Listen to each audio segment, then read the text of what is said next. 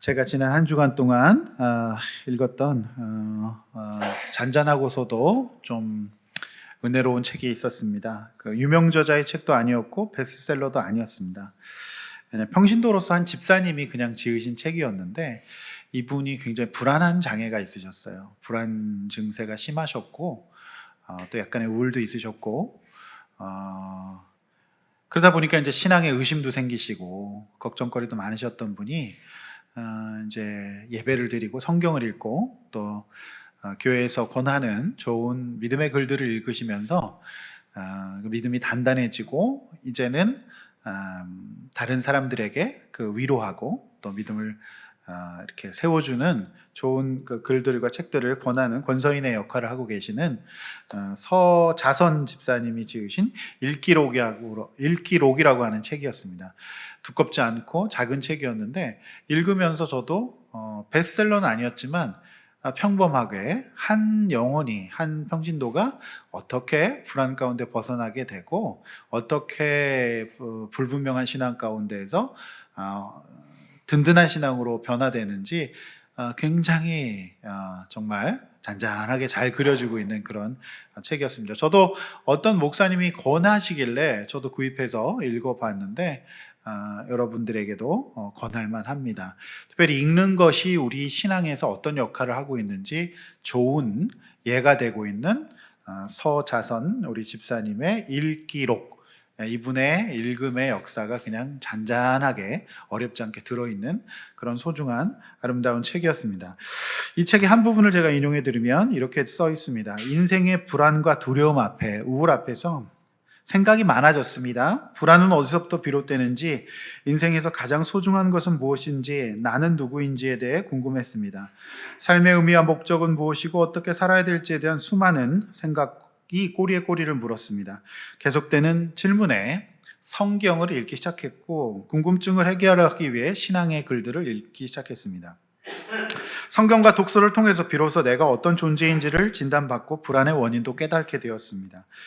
배우고 읽는 존재로서 나 자신을 인식하면서 세상을 새롭게 보게 되었습니다. 인생의 목적과 의미를 알고 나니 다시는 과거의 삶으로 돌아가고 싶지 않았습니다.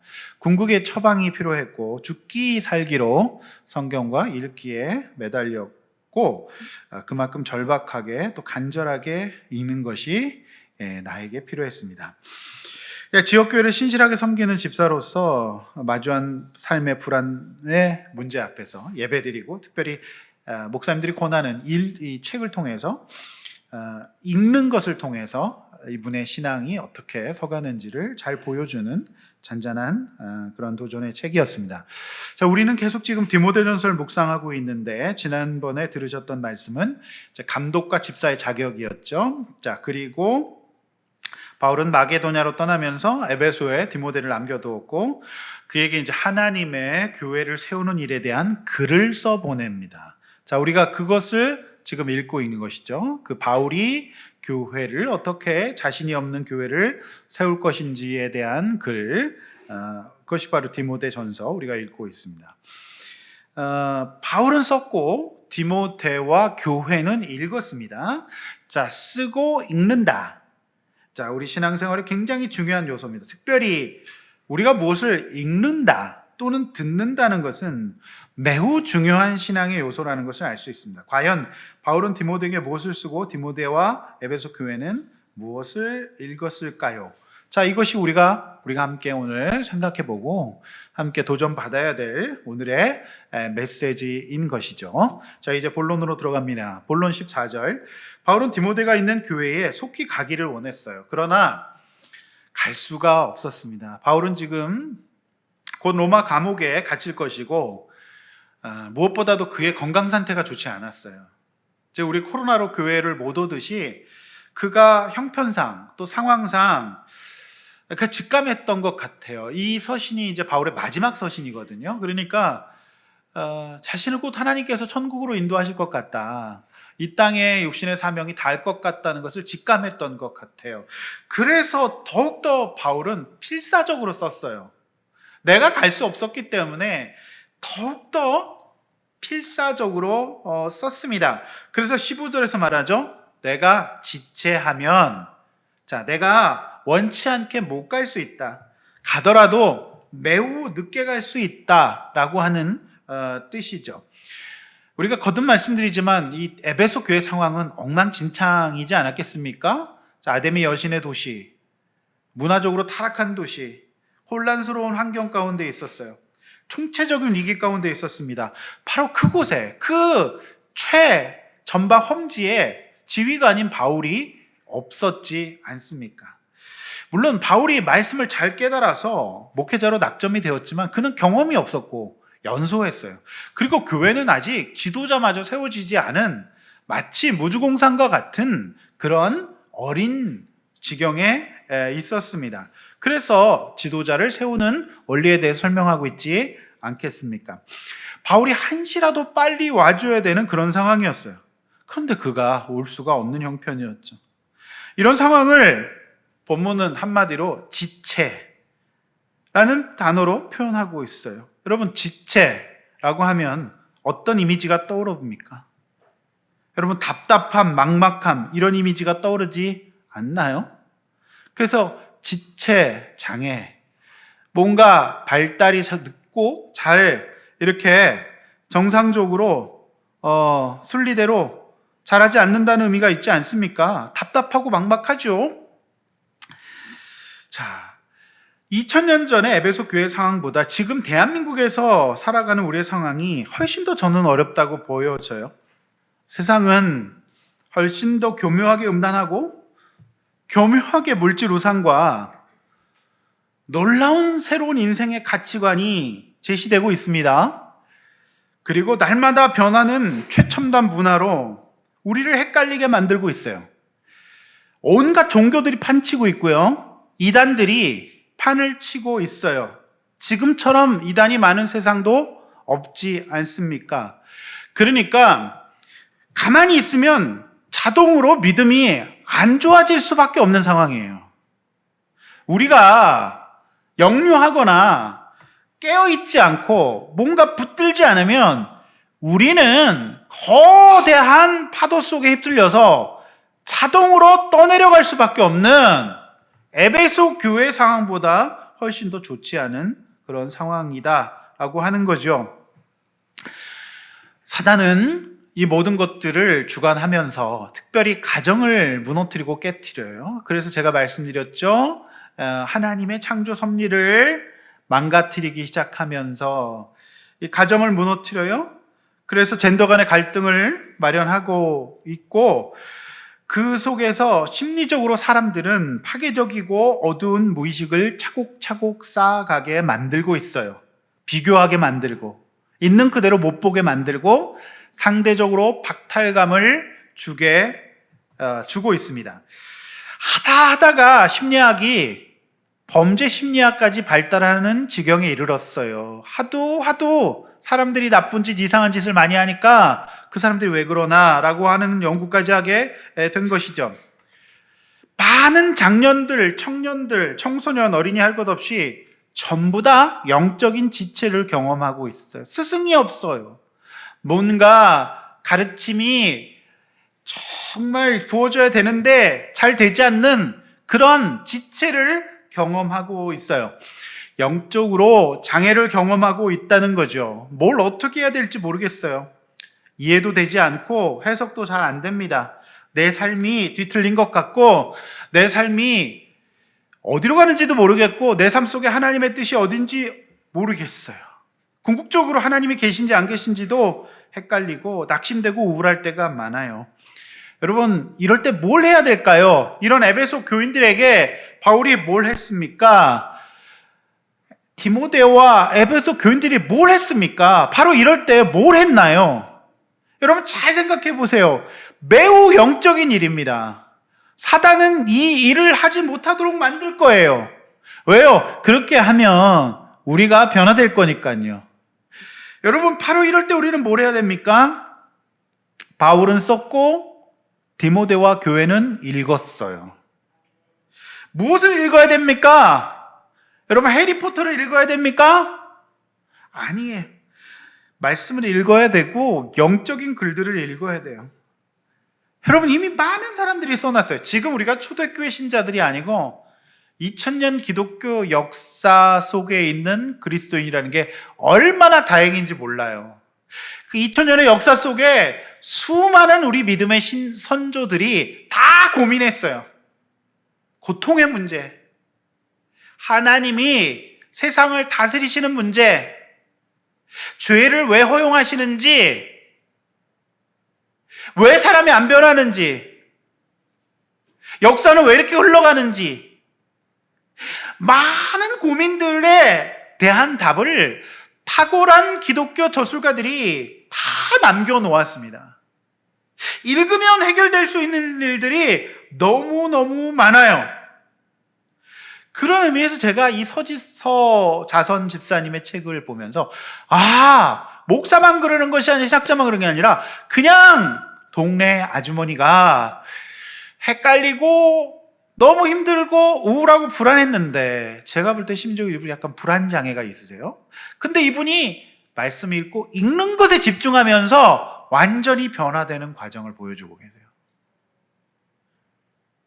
여러분, 읽을 시간이 없다고요? 읽는 것은 나에게 잘 안 맞는다고요? 나는 책이랑 잘 안 어울린다고요? 여러분, 잘 생각해 보십시오.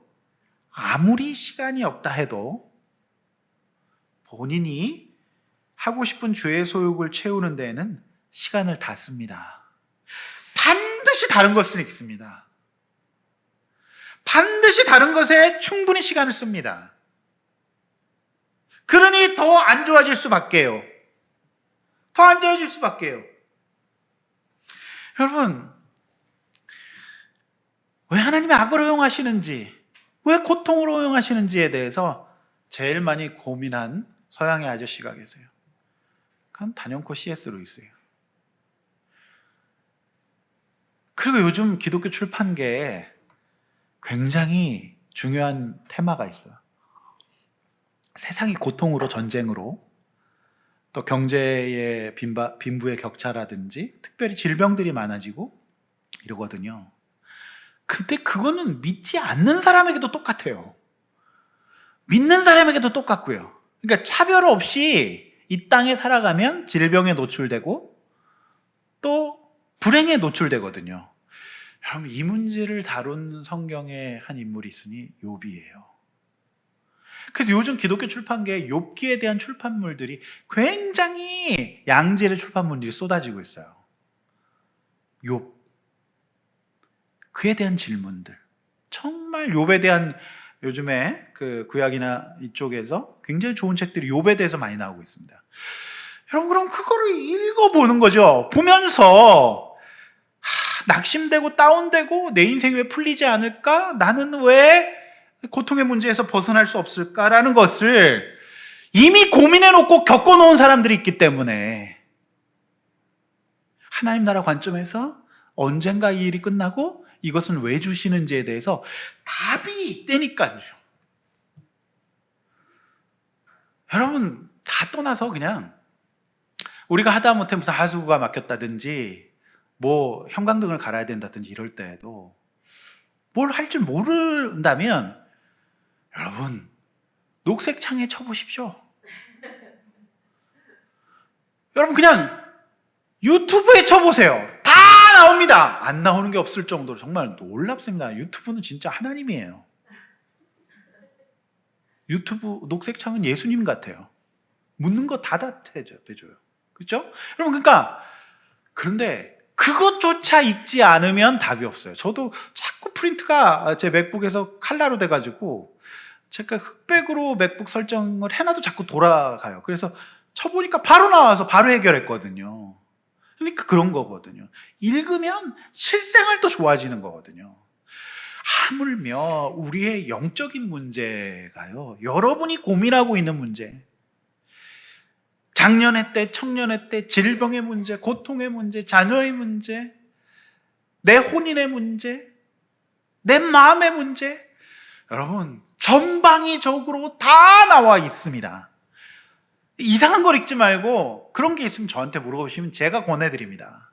그리고 제가 거듭거듭 설교를 통해서 좋은 서적들을 권하기 때문에 읽어보시길 바라고, 그 독서의 첫 번째는 첫 번째 책은 제가 쓴 책이 되면 좋겠습니다.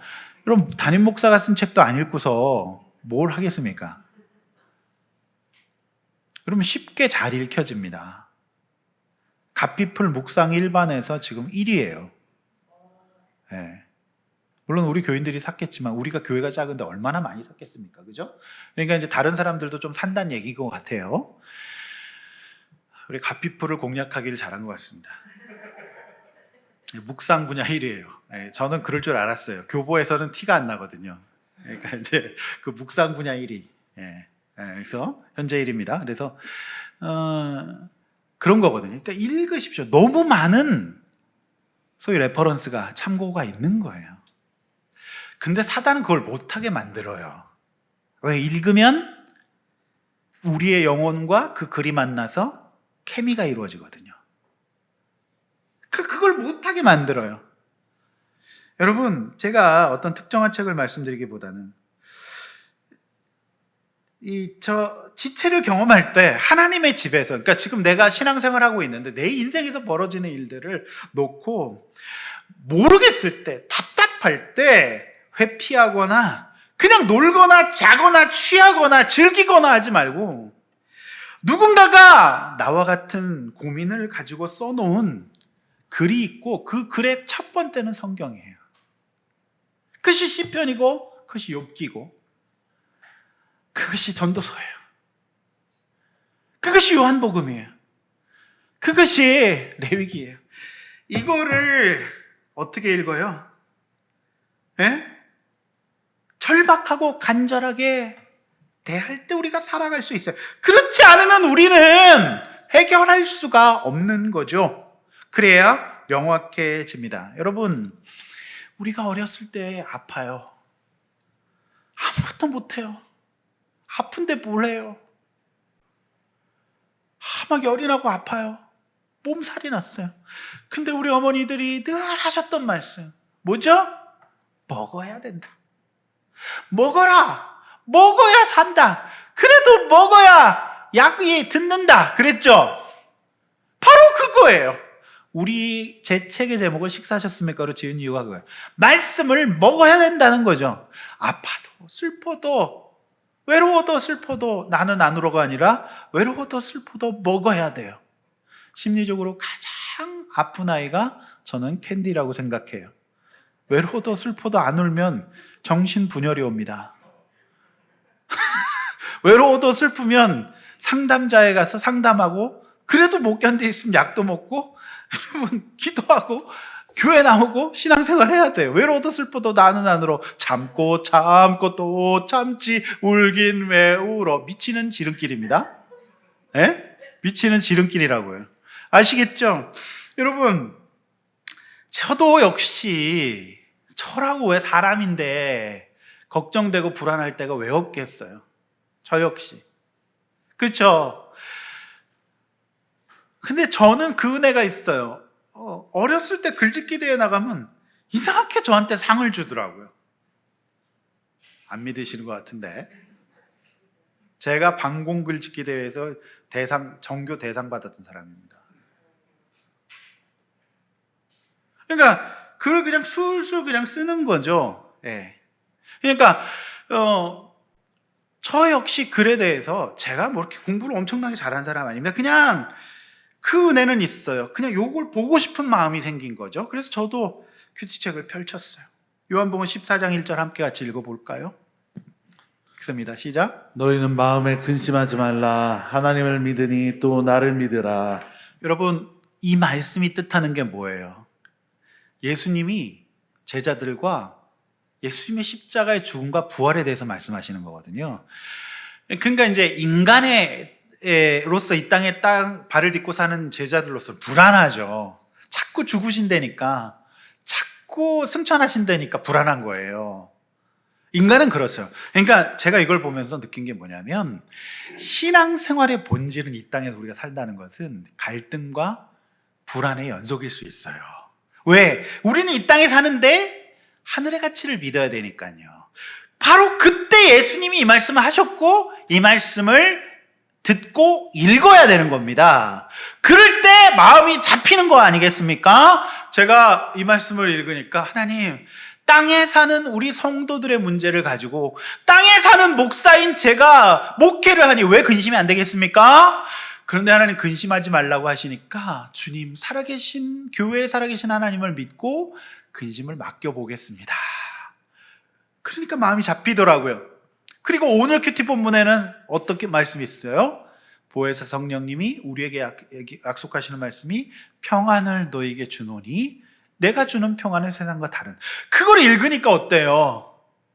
내가 세상에 다른 평안을 구했었구나. 사람의 평안을 구하고 물질의 평안을 구하고 사람의 어떤 인간적인 평안을 구했고 그것은 세상이 주는 것이었구나 라는 생각이 들면서 마음이 많이 잡혀요.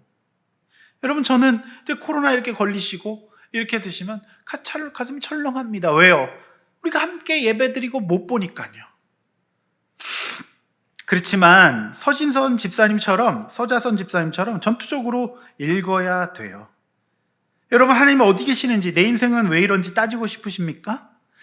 여러분, 전투적으로 목숨을 걸고 읽어야 돼요. 사단은 그거를 시시하게 느껴지고 못하게 만들 거예요. 그런데 그 속에 답이 있어요.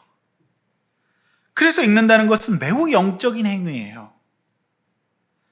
특별히 답답한 지체를 경험하는 분들일수록 더욱더 목숨 걸고 읽어야 됩니다. 엉뚱한 거 봐봐야 소용없어요. 아무리 우리가 다른 거 봐야 소용없습니다. 그래서 우리 양육의 거반은 무엇을 읽는 것으로 구성되어 있습니다. 여러분, 읽는 것은 듣는 것과 연동이 되어 있습니다. 읽는 것은 소리를 내서 내가 읽게 되어 있거든요.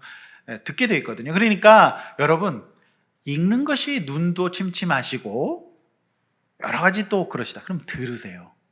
말씀을 요즘 핸드폰으로 다 들을 수 있으니까 설교를 다시 들으세요. 수요 설교도 듣고 다 들을 수 있습니다. 자꾸 들으셔야 돼요. 그러면 그것이 나에게 읽는 효과를 가져오는 겁니다. 그래서 못 들으면 말을 못 하는 거예요. 그래서 듣는 것과 읽는 것이 연동이 되어 있다. 여러분, 그래서 우리 신앙생활은 이것으로 굉장히 중요한 그래서 기독교는 글의 종교다. 로고스, 책의 종교다. 이런 말이 있어요.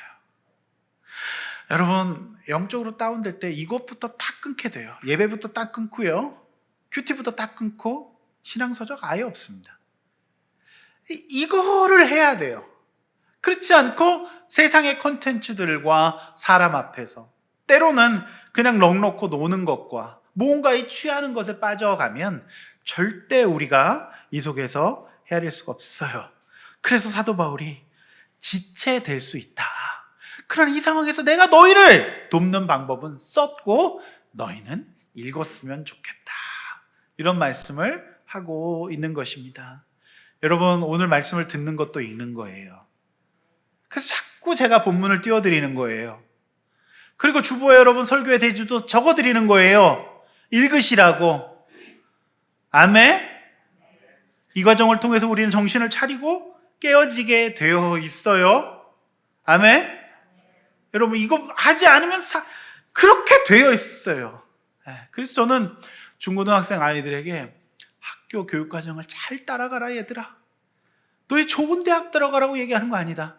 국어는 성경 읽기 위해 하는 과정이란다. 영어도 성경 읽기 위한 과정이란다.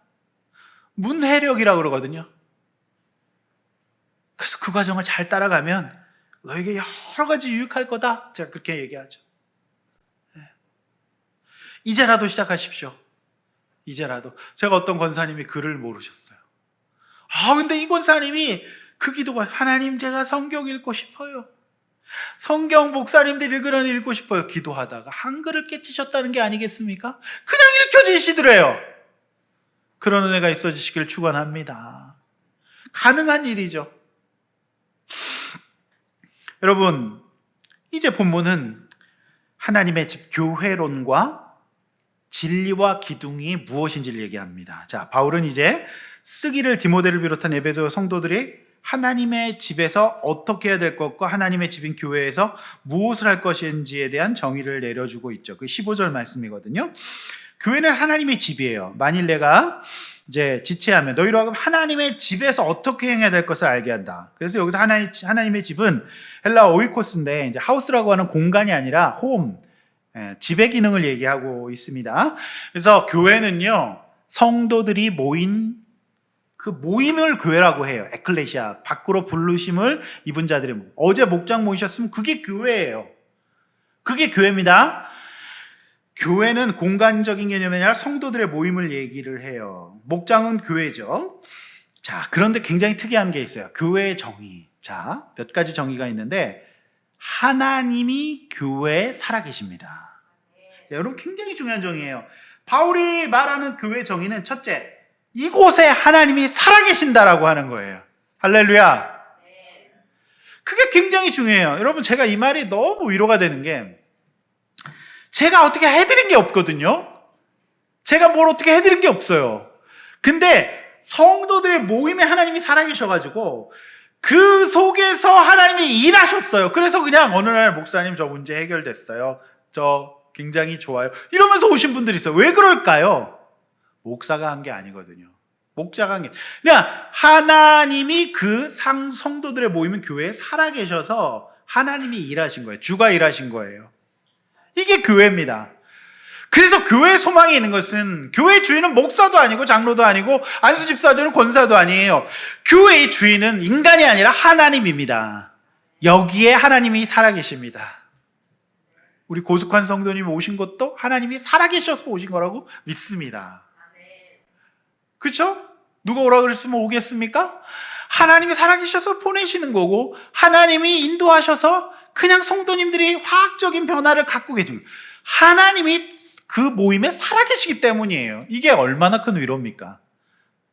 아무리 내가 지난 교회 역사를 돌이켜봐도 하나님이 살아계셔서 하나님이 일하고 계세요. 제가 한 게 아니에요. 이게 교회의 굉장히 소중한 특징이고 그 속성입니다. 하나님이 살아계십니다. 교회에. 그래서 우리가 이 교회에 잘 붙어 있어요. 그래서 대대로 하나님은 교회를 통해 일하세요. 교회를 무시하고 이 하나님의 몸된 교회, 하나님이 살아계시는 교회를 떠나서 마음대로 혼자서 신앙생활을 할 수 없어요. 그게 건강한 신앙입니다. 여러분, 두 번째 교회의 특징은 진리의 기둥과 터로 이루어진다. 자, 하나님의 교회는 진리라고 하는 터 위에서 진리의 기둥으로 세워진다라고 하는 거죠.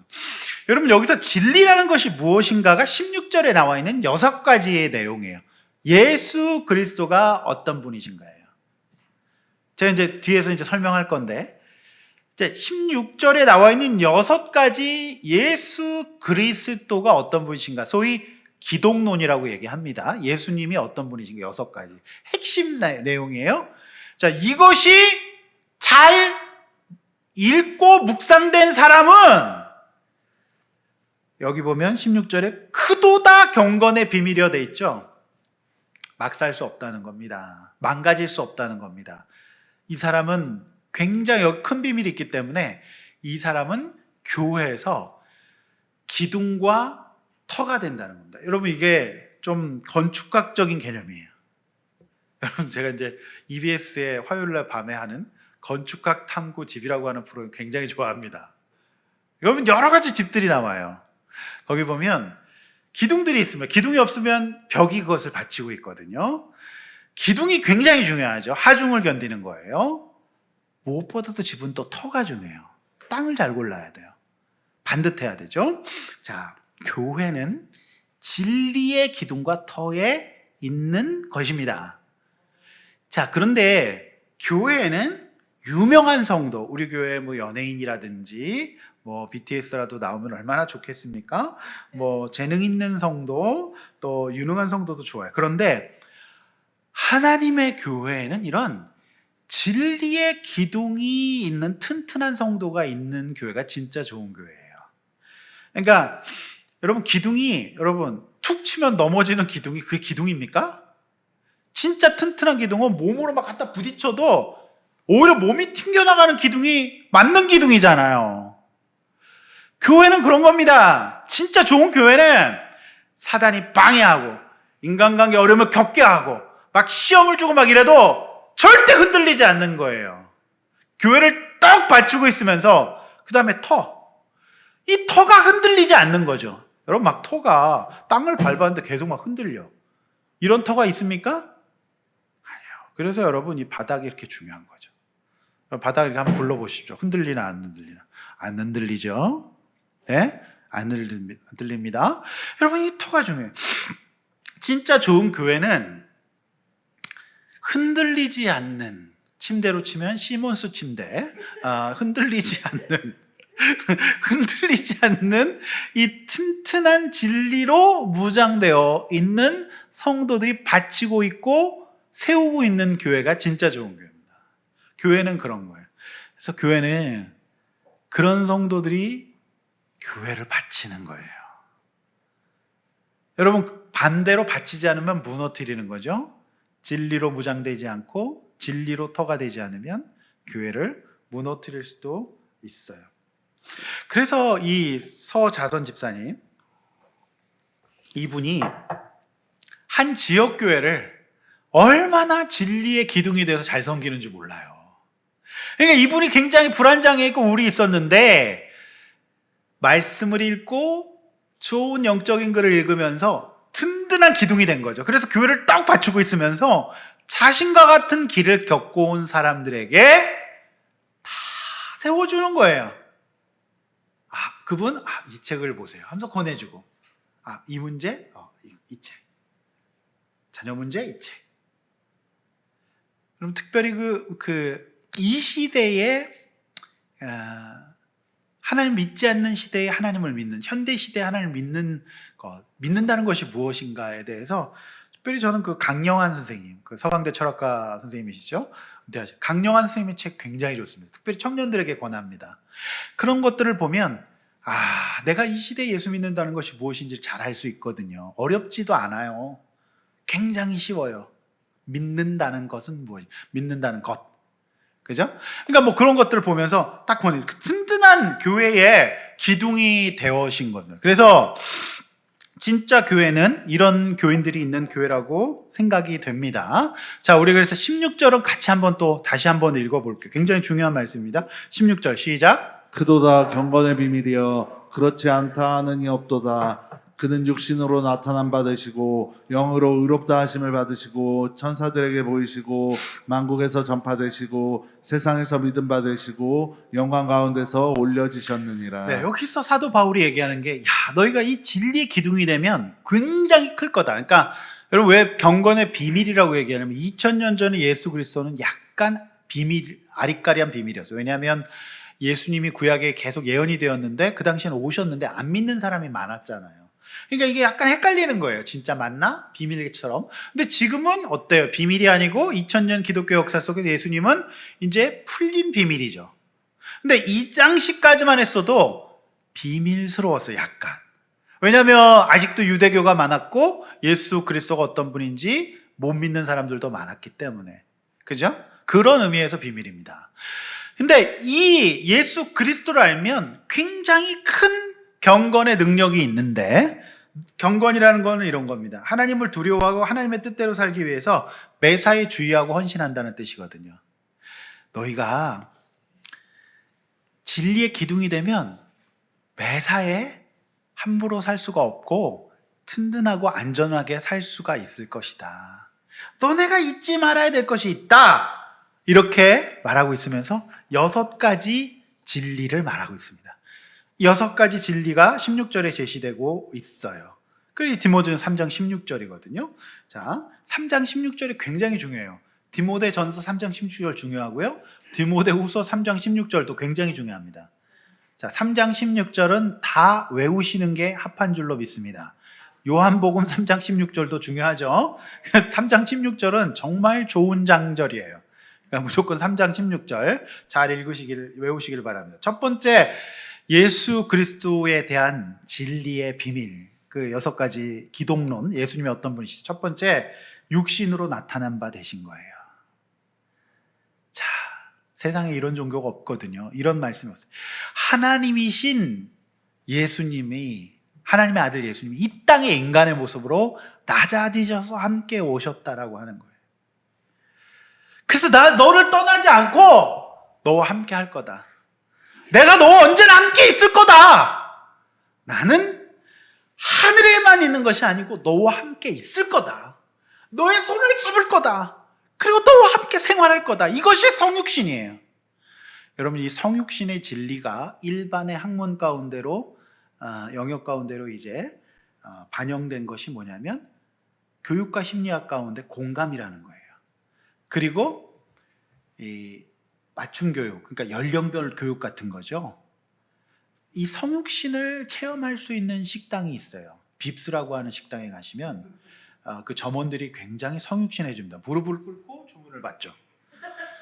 낮아지죠. 낮아져요. 굉장히 저는 민망해요. 지금 성육신 하시는군요. 제가 실제로 그 식당에 가서 저게 바로 성육신이라고, 인카네이션이라고 그렇게 얘기했던 적도 있어요. 꼭 반드시 무릎을 꿇고 주문을 받아요. 그죠? 베니건스나 뭐 이런 데 가면 훈련된 그 양식당에 가면 그렇습니다. 왜 그런지 모르겠지만 어쨌든 그래요. 그러니까 여러분, 상담자가 내담자가 오면 함께 낮아지는 성육신이에요. 그 이슈에 함께 낮아지는 거예요. 그래서 거기서 해결이 되는 거거든요. 아무도 내 마음의 문제를 공감하지 못할 것 같다 느꼈던 사람들이. 그러니까 여러분, 우리가 이 진리를 붙들라는 거예요. 사도 바울이 떠내릴 것 같은 너희들, 나는 혼자고 나는 외롭고 아무도 내 옆에 없고 내 문제를 이해하지 못할 거라고 확신하고 있거든요. 그래서 그 공허와 외로움과 고독의 문제를 다른 데서 풀잖아요. 그래서 사도 바울이 읽어라. 뭘 읽어? 6가지를 확실하게 주는데 이걸 딱 붙들고 있으면 기둥이 될 거다. 흔들릴 수가 없다. 경건의 비밀을 가질 수 있을 거다. 내가 네 옆에 있을 거다. 여러분, 예수님이 옆에 있는데 죄 짓기 편합니까? 불편합니까? 불편해요. 그쵸? 예수님이 함께 있다. 여러분, 이 성육신의 원리가 굉장히 중요한 기독론입니다. 세상의 종교는 어때요? 다 네가 신에게 올라가라. 그러니까 뭐래요? 절을 일단 한 3,000번쯤 해야 돼요. 여러분, 불교 아니신 게 천만다행입니다. 허리 다 나갑니다. 에? 허리 무릎 다 나가요. 여러분, 불교 아니신 게 다행입니다. 그리고 머리를 어디서 기릅니까? 다 밀어야 됩니다. 저 같은 사람은. 에? 그리고 여러분, 바로 공황장애 폭발합니다. 좁은 방에 계속 앉아 있어야 돼요. 불교 아닌 게 천만다행이죠. 그렇죠? 예? 우리가 성당다. 결혼도 못해. 이런 금욕이 또 어딨어? 예? 여러분, 우리는 개신교인인 게 정말 다행입니다. 할렐루야. 아멘? 나에게 딱 맞는. 그렇죠? 예? 그러니까 그게 성육신이에요. 정말 세상에 여러분, 이슬람교 같은 정한 시간에 절하는 거 보십시오. 가는 곳마다 카페트 펴놓고 절해요. 허리 다 나갑니다. 이슬람 때문에 정형외과가 먹고 산다는 말도 있어요. 그 힐랄 음식 때문에 산업이 발달한다 그러잖아요. 그러니까 사랑하는 성도 여러분, 하나님이요, 너희가 찾아와라가 아니라 기독교는 알아라. 내가 너와 함께 하겠다. 이걸 늘 믿는 거예요. 예수님 오늘 저와 함께 하시죠? 예수님이 오늘 나와 함께 하시면 예수님이라면 어떻게 하실까요? 이렇게 질문해 가는 거죠. 그게 이제 중요한 성경의 원리인 거예요. 그죠? 그걸 묵상하라는 거죠. 그 진리를 믿고 있으면 흔들리지 않을 수 없다. 흔들릴 수가 없다. 두 번째, 영으로 의롭다 하심을 받으시고. 자, 이 세상에 많은 성자들이 있지만 성령으로 의롭다 하심을, 한마디로 영적인 세계에서 끝판왕이다. 이 세계에서 의롭다 하심을 받았다. 가장 높은 영적인 성령으로 의롭다 하심을 받았다. 이렇게 이제 예수 믿는 방식이 유일한 의로움을 받는 방식이다라고 확신 있게 권하고 있습니다. 세 번째 기독론 뭐예요? 천사들에게 보이셨다.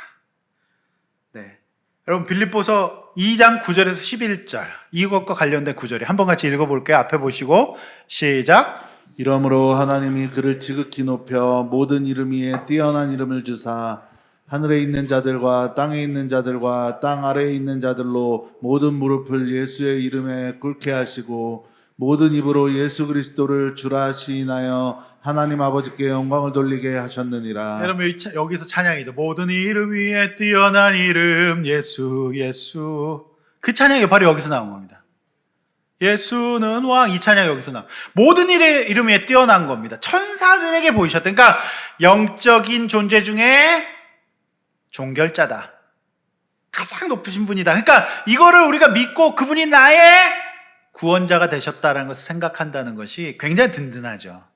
솔직히 저는 귀신이 안 무섭습니다. 진짜로.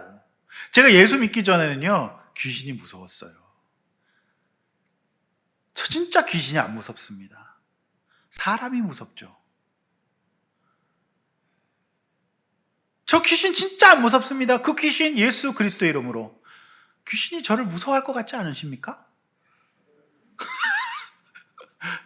여러분, 제가 머리를 짧게 잘랐던 적이 있거든요. 귀신도 저를 무서워할 것 같더라고요.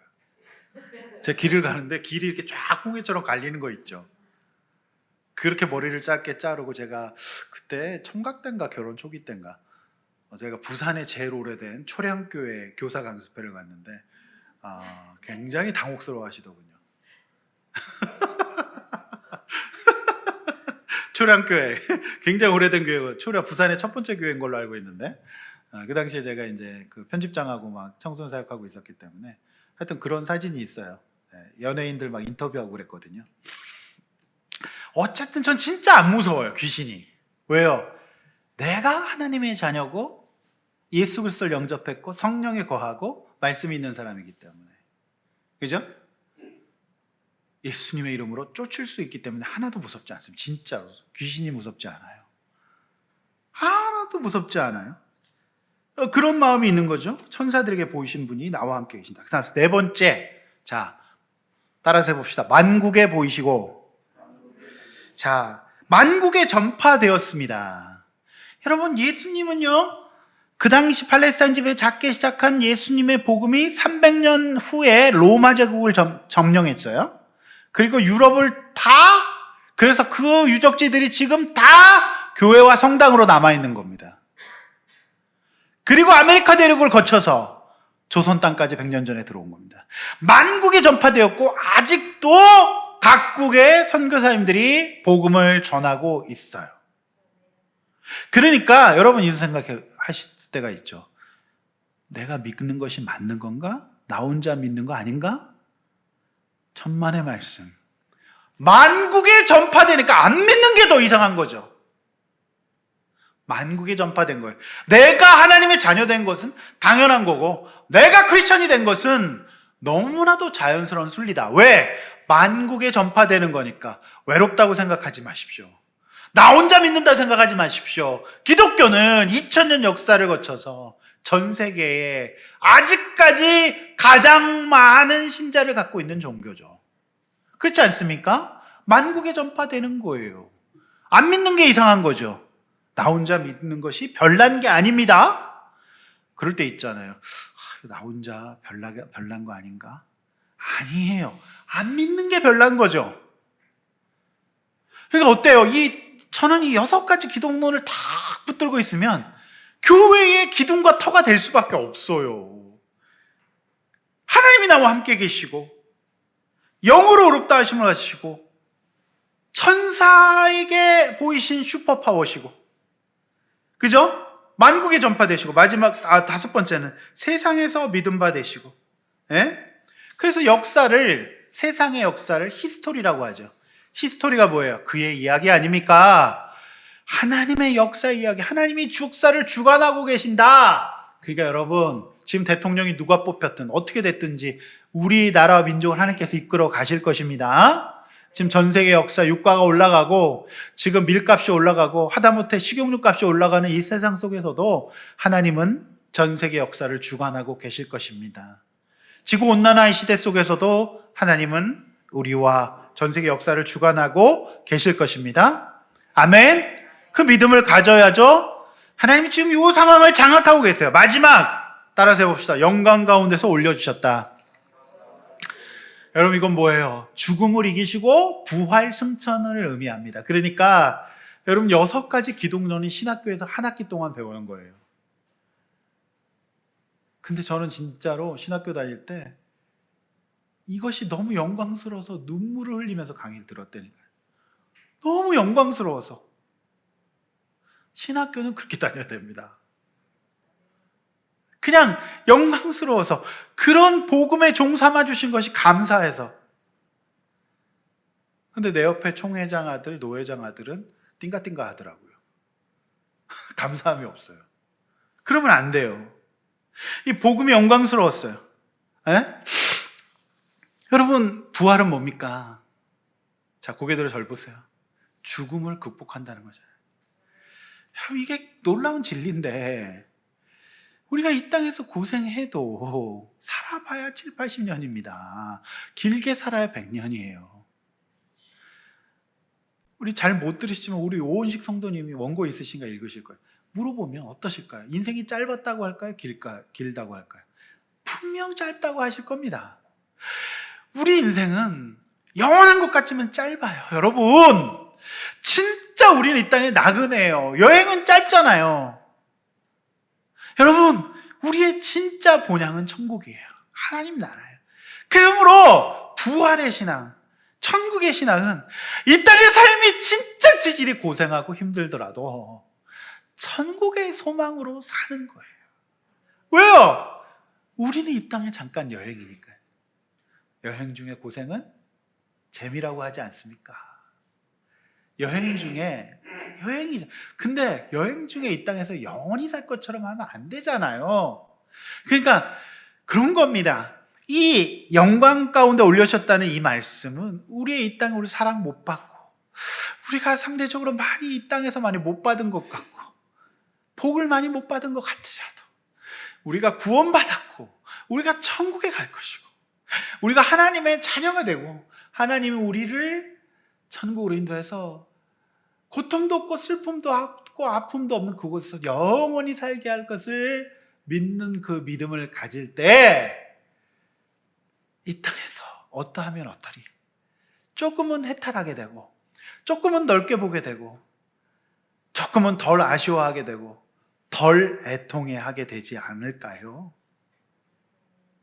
천국은 장애가 있을까요? 없을까요?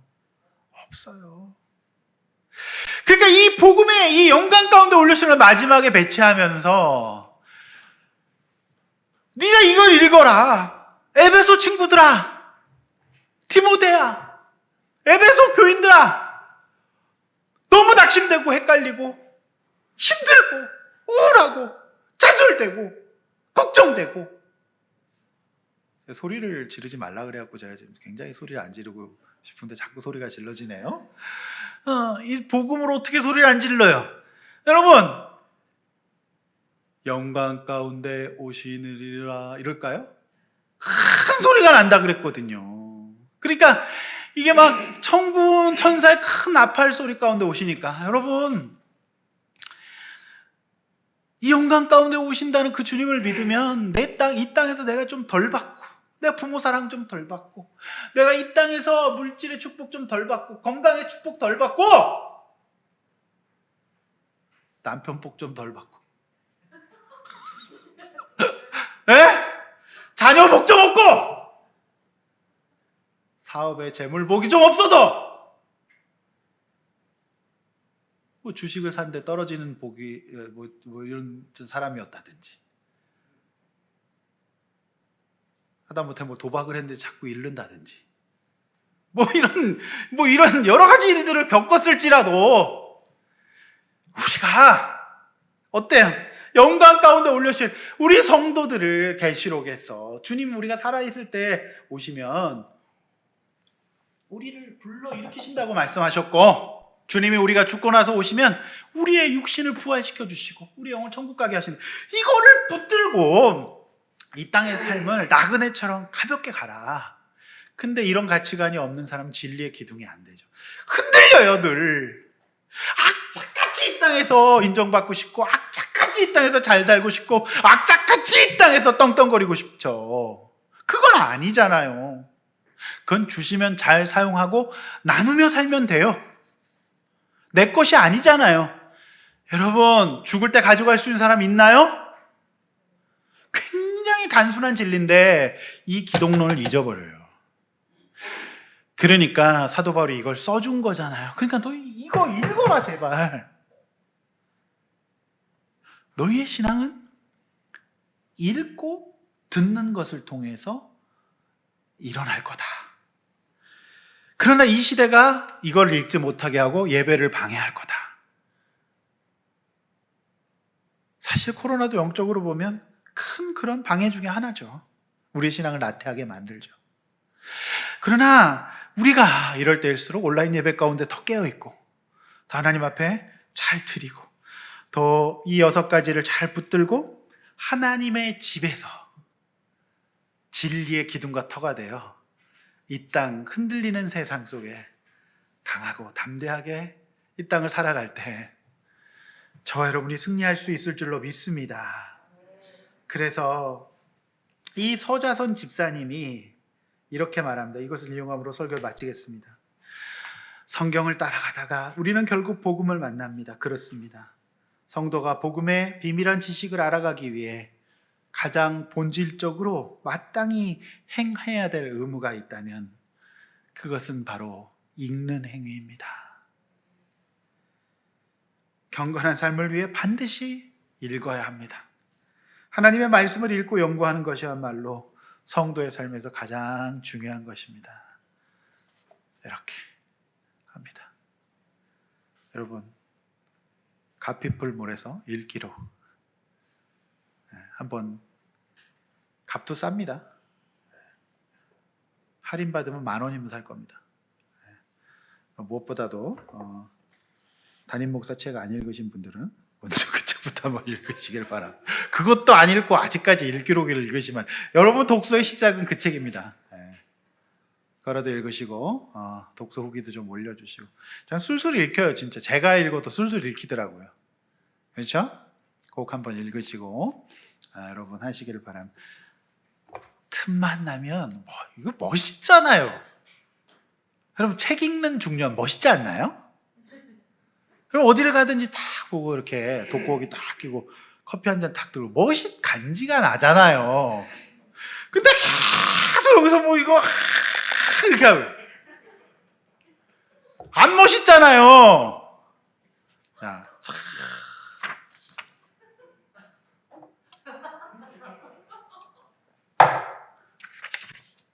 요 소리, 요거 때문에 전자책이 안 팔리는 거예요. 요 책감이 요게 있거든요.